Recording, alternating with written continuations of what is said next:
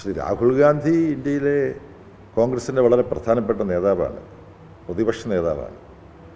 അപ്പോൾ അത്തരമൊരു നേതാവ് രാഷ്ട്രീയ വിഷയങ്ങൾ കൈകാര്യം ചെയ്യുമ്പോൾ പുലർത്തേണ്ട ഒരു കരുതലും നിലവാരവും അദ്ദേഹം പുലർത്തുന്നുണ്ടോ? അദ്ദേഹം പുലർത്തുന്നില്ല, കോൺഗ്രസും പുലർത്തുന്നില്ല എന്ന സൗഹാർദ്ദപൂർണമായ വിമർശനമാണ് ഞാൻ നടത്തുന്നത്. ഇന്ത്യ ബ്ലോക്ക് എന്ന് പറഞ്ഞിട്ടൊരു രാഷ്ട്രീയ സംവിധാനം ഇപ്പോൾ ഉണ്ട്. ആ ഇന്ത്യ ബ്ലോക്കിൽപ്പെട്ടവരാണ് CPIM-ഉം കോൺഗ്രസും മറ്റു പലരുമുണ്ട്. RJD ഉണ്ട്, NCP ഉണ്ട്, പിന്നെ സമാജ്വാദി പാർട്ടിയുണ്ട്. അപ്പോൾ ഈ ഇന്ത്യ ബ്ലോക്ക് ഞങ്ങൾ രൂപവത്കരിച്ചപ്പോൾ അതിലൊരു വിനയവും കൂടാതെ CPIM-ൻ്റെ ഒരു പ്രതിനിധിയായിട്ട് എനിക്ക് പറയാൻ കഴിയും. സഹാവ് സുർജിത്ത് മുതൽ സഹാവ് സീതാറാം യെച്ചൂരി വരെ ഉള്ളവർ പാർട്ടിയുടെ തീരുമാനപ്രകാരം, കാര്യം RSSൻ്റെ ഫാസിസ്റ്റ് ഭീഷണിയെ നേരിടാൻ ചില തർക്കങ്ങളും വിയോജിപ്പുകളും ഗൗരവമുള്ളതും ഗൗരവം കുറഞ്ഞതുമായ വ്യത്യസ്ത സമീപനങ്ങളും ഒക്കെ ഉള്ള പാർട്ടികൾ, കോൺഗ്രസ് മുതൽ പ്രാദേശിക പാർട്ടികൾ വരെ, അവർ യോജിച്ച് പ്രവർത്തിച്ചാൽ മാത്രമേ ഈ ഫാസിസ്റ്റ് സ്വഭാവമുള്ള RSS നിയന്ത്രിക്കുന്ന BJP-യെ തടുത്തു നിർത്താൻ കഴിയുള്ളൂ, പരാജയപ്പെടുത്താൻ കഴിയുള്ളൂ. അത് ഇന്ത്യൻ രാഷ്ട്രീയത്തെ പൊതുവിൽ നോക്കുന്ന എൻ്റെ സുഹൃത്തിന് മനസ്സിലാവുന്ന കാര്യമാണിത്. ആർക്കെങ്കിലും ഒരാൾക്ക് മസിൽ പിടിച്ചിട്ട് തോപ്പിക്കാൻ പറ്റുന്നൊരു കൂട്ടരല്ല RSS-ഉം BJP-യും. വലിയ ശ്രദ്ധാപൂർവമായ സമരം വേണം അവർക്കെതിരായിട്ട് യോജിപ്പിക്കാവുന്ന എല്ലാ പാർട്ടികളെയും യോജിപ്പിക്കാൻ കഴിയണം. അതിനാണ് CPIM എന്ന് ശ്രമിച്ചു പോന്നിട്ടുള്ളത്. കാരണം അവർ വന്നാൽ ഞങ്ങൾ വരില്ല എന്നുള്ള മട്ടിലാണ് ഈ പല പാർട്ടികൾ നിൽക്കുന്നത്. അതിൽ കോൺഗ്രസ് പങ്കുണ്ട്. ഉദാഹരണത്തിന് ഇവിടെ ഇപ്പോൾ പിണറായി വിജയനെ നരേന്ദ്രമോദി പറയുന്നത് കേൾക്കുന്നയാളാണ് പിണറായി വിജയൻ എന്നുള്ള ശുദ്ധ അസംബന്ധമാണ് ഈ രാഹുൽ ഗാന്ധി എന്ന് പറയുന്ന പ്രതിപക്ഷ നേതാവ് പറയുന്നത്. ഡൽഹി ഇന്ത്യ മുഴുവൻ BJP Narendra Modi ഭരിച്ചുകൊണ്ടിരിക്കുമ്പോഴും Aam Aadmi party India ബ്ലോക്കിൻ്റെ ഭാഗമായി പ്രവർത്തിച്ചിരുന്ന ഒരു പാർട്ടിയാണ് ഡൽഹി ഭരിച്ചുകൊണ്ടിരുന്നത് ഇത്ര കാലവും, അല്ലേ? അപ്പോൾ കോൺഗ്രസ് എന്ത് ചെയ്തു? ഈ ആം ആദ്മി പാർട്ടി ഇന്ത്യ ബ്ലോക്കിൻ്റെ ഭാഗമായി നിൽക്കുമ്പോൾ കേജ്രിവാളും സിസോദിയയും ഡൽഹിയിലെ ആം ആദ്മി പാർട്ടി ഗവൺമെൻറ്റും അഴിമതിക്കാരാണ്, അവരെ അറസ്റ്റ് ചെയ്യണം എന്നാരെ ആവശ്യപ്പെടുന്നത്? ഇന്ത്യ ബ്ലോക്കിൻ്റെ നേതാവായിട്ടുള്ള രാഹുൽ ഗാന്ധിയാണ് ആവശ്യപ്പെട്ടത്. അപ്പം BJP-ക്ക് സന്തോഷമായി. കാര്യം BJP-ക്കെതിരായിട്ട് ആം ആദ്മി പാർട്ടിയും കോൺഗ്രസുമൊക്കെ ഡൽഹിയിൽ സഹകരിച്ചാൽ അപകടമാണ്. കോൺഗ്രസ് സഹകരിക്കാതെ തന്നെ BJP-യെ ഡൽഹി തോൽപ്പിച്ചിട്ട് ഡൽഹി ഭരണത്തിൽ തുടർച്ചയായിട്ടിരിക്കുകയാണ് കേജ്രിവാൾ. രാഹുൽ ഗാന്ധിയും കോൺഗ്രസും ആവശ്യപ്പെട്ടതനുസരിച്ച് നരേന്ദ്രമോദി ഗവൺമെൻറ് നീങ്ങി. PMLA അനുസരിച്ച്, prevention of money laundering act അനുസരിച്ച് കേസെടുത്തു. ആ ആക്ട് അനുസരിച്ച് കേസെടുത്താലുള്ള കുഴപ്പം ജാമ്യം കിട്ടാതെ ഒരുപാട് കാലം ജയിലിൽ കിടക്കേണ്ടി വരും. മുഖ്യമന്ത്രിയായ കേജ്രിവാളിനെയാണ് അറസ്റ്റ് ചെയ്ത് ജയിലിലടച്ചത്. ഉപമുഖ്യമന്ത്രിയായ സിസോദിയെ അറസ്റ്റ് ചെയ്ത് ജയിലിലടച്ചു. BJP ഗവൺമെൻറ് ഇത് ചെയ്യുമ്പം ആരുടെ വാദങ്ങളുടെ അടിസ്ഥാനത്തിലാണ് ചെയ്തത്? രാഹുൽ ഗാന്ധിയുടെയും കോൺഗ്രസിൻ്റെയും വാദം അനുസരിച്ചിട്ടാണ് ജയിലടച്ചത്. അഴിമതി എന്ന പേര് ദീർഘകാലം ജയിലിൽ കിടന്നു. അഴിമതിക്കെതിരായി പോരാടുന്നവരെന്നുള്ള കേജ്രിവാളിൻ്റെയും ആം ആദ്മി പാർട്ടിയുടെയും ബഹുജനങ്ങൾക്കിടയിലുള്ള സ്വീകാര്യതയാണ് ബോധപൂർവം RSS-ഉം BJP-യും തകർത്തത്. അതിന് RSS-നും BJP-ക്കും കൂട്ടുനിന്നതാരാ? രാഹുൽ ഗാന്ധിയും കോൺഗ്രസുമാണ്. തുടർന്ന് തെരഞ്ഞെടുപ്പ് വന്നു, ആം ആദ്മി പാർട്ടി തോറ്റു, BJP ഭരണം ഡൽഹി യൂണിയൻ ടെറിട്ടറിയിലും വന്നു. അപ്പോൾ BJP-ക്കെതിരായി സമരം ചെയ്യാൻ സഹകരിക്കേണ്ട ഇന്ത്യ ബ്ലോക്കിലെ പാർട്ടികളെ തകർക്കുന്ന കരാറ് പണി ശ്രീ രാഹുൽ ഗാന്ധി ഏറ്റെടുത്തിട്ടുള്ളത് നരേന്ദ്രമോദിയുടെ ആജ്ഞ അനുസരിച്ചാണോ?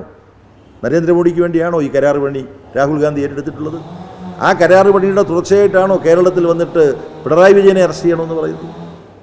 എന്തൊരു അസംബന്ധമാണ്. അപ്പോൾ ശ്രീ രാഹുൽ ഗാന്ധി കുറച്ചും കൂടെ ഉത്തരവാദിത്വ ബോധത്തോടു കൂടി പ്രവർത്തിക്കുന്നതാണ് ഇന്ത്യയിലെ പ്രതിപക്ഷത്തിന് നല്ലത്, CPIM-ന് ഉൾപ്പെടെയുള്ളവർക്ക് നല്ലത്. അതെല്ലാം മറന്ന്, സ്വന്തം രാഷ്ട്രീയ നിലവാരത്തിൻ്റെ ഗൗരവം മറന്ന് ശ്രീ രാഹുൽ ഗാന്ധിയും ഇവിടുത്തെ MP ശ്രീമതി പ്രിയങ്ക ഗാന്ധിയുമൊക്കെ മത്സരിക്കുന്നു. BJP ഭീഷണി മുഴക്കുന്ന സ്ഥലത്തല്ലേ, അവർക്കെതിരായിട്ടല്ലേ ഈ നേതാക്കന്മാർ യഥാർത്ഥത്തിൽ സമരം ചെയ്യേണ്ടത്? സാധാരണഗതിയിൽ അതാണോ അവർ ചെയ്യുന്നത്?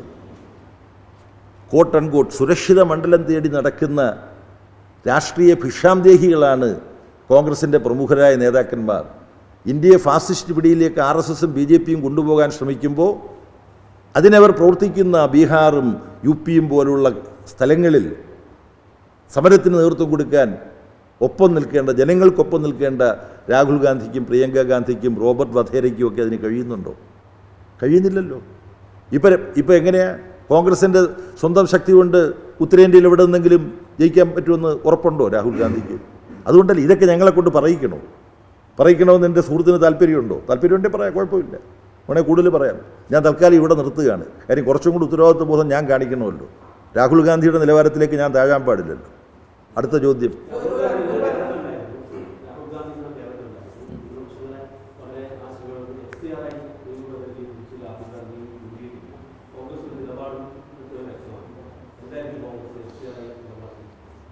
ഒന്ന് FCRI എന്ന് പറയുന്നത് ഫോറിൻ കോൺട്രിബ്യൂഷൻ റെഗുലേഷൻ ആക്റ്റാണ്.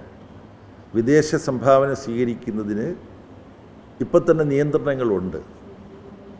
ആ നിയന്ത്രണങ്ങൾ പ്രത്യേക തരത്തിൽ കടുപ്പിക്കാനാണ് ഫാസിസ്റ്റ് സ്വഭാവം മോഡി ഭരണത്തിനുള്ളതുകൊണ്ട് അവർ നീങ്ങുന്നത്. അത് ന്യൂനപക്ഷങ്ങളെ ലക്ഷ്യം വെക്കുന്നതാണെന്നുള്ള വിമർശനം മുഖ്യമന്ത്രി സഖാവ് പിണറായി വിജയൻ ഉന്നയിച്ചിട്ടുണ്ട് പ്രധാനമന്ത്രിക്ക് എഴുതിയ കത്തിൽ. പാർട്ടി ജനറൽ സെക്രട്ടറി എന്നുള്ള തരത്തിൽ ഞാനും പ്രധാനമന്ത്രിക്ക് കത്തെഴുതിയിട്ടുണ്ട്. അതിലും ഇക്കാര്യം പറഞ്ഞിട്ടുണ്ട്. ന്യൂനപക്ഷങ്ങൾ ഇത് ലക്ഷ്യം വെക്കുന്നു. അതോടൊപ്പം ന്യൂനപക്ഷങ്ങൾ മാത്രമല്ല, നമ്മുടെ നാട്ടിൽ നാടിൻ്റെ നന്മ ലക്ഷ്യം വെച്ചുകൊണ്ട് പ്രവർത്തിക്കുന്ന ഒരുപാട് NGOs ഉണ്ട്. അത് നോൺ ഗസറ്റഡ് ഓർഗനൈസേഷൻ അല്ല, നോൺ ഗവൺമെൻറ് NGO യൂണിയൻ ഉണ്ട് ഇവിടെ. അതാണ് നോൺ ഗസറ്റഡ് ഓർഗനൈസേഷൻ. പക്ഷേ ഗവൺമെൻറ് ഇതര സംഘടനകളുണ്ട്, വോളണ്ടറി ഓർഗനൈസേഷൻസ് ഉണ്ട്, പരിസ്ഥിതി പ്രവർത്തകരുണ്ട്, മനുഷ്യാവകാശ പ്രവർത്തകരുണ്ട്, മാധ്യമരംഗത്തുള്ള NGOകളുണ്ട്, ന്യൂസ് ലോണ്ടറി പോലെയുള്ള, കള്ളവാർത്തകൾ കണ്ടുപിടിക്കാൻ ശ്രമിക്കുന്ന പോലുള്ള. ഇപ്പം ഈ നുണ 100 തവണ ആവർത്തിച്ചാൽ സത്യമാകുമെന്ന ഗീബൽസിൻ സിദ്ധാന്തം അംഗീകരിച്ച് പ്രവർത്തിക്കുന്ന ചില നേതാക്കന്മാർ കേരളത്തിലുണ്ടല്ലോ. അപ്പോൾ അതുകൊണ്ട് മാധ്യമരംഗത്തും അത്തരത്തിലുള്ള പ്രവർത്തനങ്ങൾ നടക്കുന്നുണ്ട്. ഇവർക്ക് പലർക്കും വിദേശത്ത് നിന്ന് ന്യായമായ സംഭാവന കിട്ടുന്നുണ്ട്. അതെല്ലാം തടഞ്ഞ് BJPക്കും RSSനും അസൗകര്യമുണ്ടാകുന്നവരെ കൈകാര്യം ചെയ്യാൻ വേണ്ടിയിട്ട് വളരെ കഠിനമായ ആക്രമണത്തിനുപയോഗിക്കാവുന്ന വകുപ്പുകൾ ഉൾപ്പെടുത്തിക്കൊണ്ടാണ് ഇപ്പോൾ ഈ FCRA നിയമത്തിൽ ഭേദഗതി കൊണ്ടുവരുന്നത്. അത് വളരെ അപകടകരമാണ്. ഇടതുപക്ഷത്തിനെതിരായി അടിസ്ഥാനരഹിതങ്ങളായ ആരോപണങ്ങൾ ഉന്നയിക്കുന്ന സമയത്ത് പ്രതിപക്ഷ നേതാവും കോൺഗ്രസ് പാർട്ടിയുടെ നേതൃത്വവും ഇത്തരം കാര്യങ്ങളിൽ കുറിച്ചുകൂടി അഖിലേന്ത്യാടിസ്ഥാനത്തിൽ പ്രതികരിക്കണം. കേരളത്തിൽ ശ്രീ VD സതീശൻ ഇത് സംബന്ധിച്ച് പ്രതികരിച്ചിട്ടുണ്ട്. കാരണം കേരളത്തിൽ 45% ന്യൂനപക്ഷങ്ങളുണ്ട്. ഈ BJP കേന്ദ്ര യൂണിയൻ ഗവൺമെൻറ്റിൻ്റെ നിയമ ഭേദഗതി വന്നാൽ അതിൻ്റെ ക്ഷേമദണ്ഡങ്ങൾ തട്ടുന്ന ന്യൂനപക്ഷ വിഭാഗത്തിൽപ്പെട്ടവർ 50%-അടുത്ത് 45% വരെയുള്ള കേരളത്തിൽ ഇതിനോട് ശക്തമായി പ്രതികരിച്ചില്ലെങ്കിൽ അപകടമാണെന്നുള്ളത് VD സതീശന് അറിയാം. പക്ഷേ പ്രതിപക്ഷ നേതാവായ ശ്രീ രാഹുൽ ഗാന്ധിയുടെ ഒരു പ്രശ്നം എന്താണ്? ഇത്തരം ന്യൂനപക്ഷങ്ങളെ ബാധിക്കുന്ന പ്രശ്നങ്ങളിൽ ഉറച്ചൊരു നിലപാട് അദ്ദേഹത്തിന് പലപ്പോഴും എടുക്കാൻ കഴിയില്ല. എൻ്റെ അദ്ദേഹത്തിന് എന്തോ എന്താ അതിന് പറയേണ്ടതെന്ന് എനിക്കറിഞ്ഞുകൂടാ. അദ്ദേഹം ഗുജറാത്തിൽ വെച്ച് ഒരു പ്രസ്താവന നടത്തിയത് നിങ്ങളുടെ ശ്രദ്ധയപ്പെട്ടോ എന്ന് എനിക്കറിഞ്ഞുകൂടാ. അദ്ദേഹത്തിൻ്റെ ഈ ഒരു പൂണൂലെടുത്ത് കാണിച്ചിട്ട് പറഞ്ഞു, "I am a sacred thread wearing Brahmin" എന്നാണ് പറഞ്ഞത്. നിങ്ങൾ ഓർക്കുന്നുണ്ടോ എന്ന് എനിക്കറിഞ്ഞുകൂടാ.